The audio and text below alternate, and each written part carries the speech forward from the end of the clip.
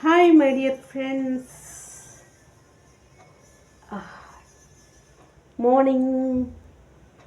അപ്പോൾ ഞാനിവിടെ ഒരു കാര്യം പറയാനാണ് വന്നത്. കഴിഞ്ഞ ഞായറാഴ്ച ഞാനൊരു ലൈവ് ഇട്ടിരുന്നു.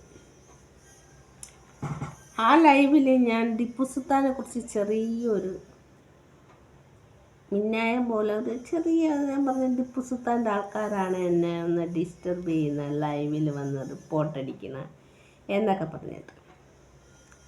ആ ടിപ്പു സുൽത്താൻ്റെ ആൾക്കാരായിരിക്കണം എൻ്റെ ആ ലൈവിൻ്റെ അടിയിൽ വന്ന് കുറേ പൊങ്കാലിട്ടിരിക്കുകയാണ്.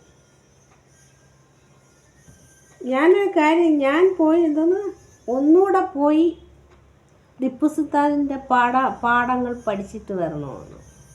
ഞാനൊരു കാര്യം പറയട്ടെ, പൊങ്കാലയിട്ട കമൻറ്റൂളികളെ, ഞാൻ എന്നെ പഠിപ്പിച്ച ഹിസ്റ്ററി സാറ് ജീവിച്ചിരിപ്പുണ്ടെങ്കിൽ അവരെയും കൊണ്ടുവരാം, നിനക്കൊക്കെ മറുപടി തരാം.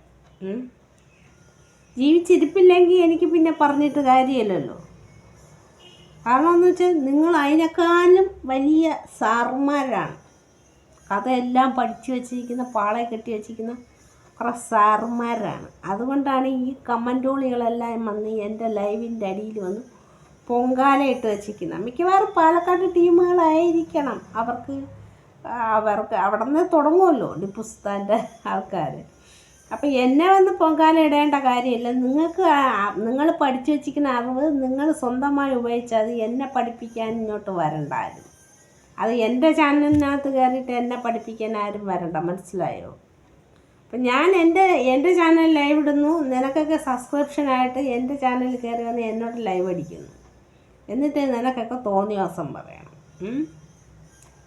അപ്പം അതുകൊണ്ട് ഞാൻ പറയുകയാണ്, എൻ്റെ ഹിസ്റ്ററി സാറ് ജീവിച്ചിരിപ്പുണ്ടെങ്കിൽ നിങ്ങളുമായിട്ട് ഡിസ്കസ് ചെയ്യാൻ ഞാൻ പറയാം. സാറുമാരെ, പ്രൊഫസർമാരെ, കേട്ടോടാ ഊളകളെ, കമൻറ്റോളികളെ.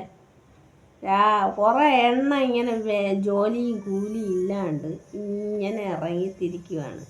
എന്തെങ്കിലുമൊക്കെ വായി തോന്നിയത് എഴുതി വിടാനും എന്തെങ്കിലുമൊക്കെ സംസാരിക്കാനും. നാണവും മാനവും കെട്ട വർഗം. ഓക്കെ.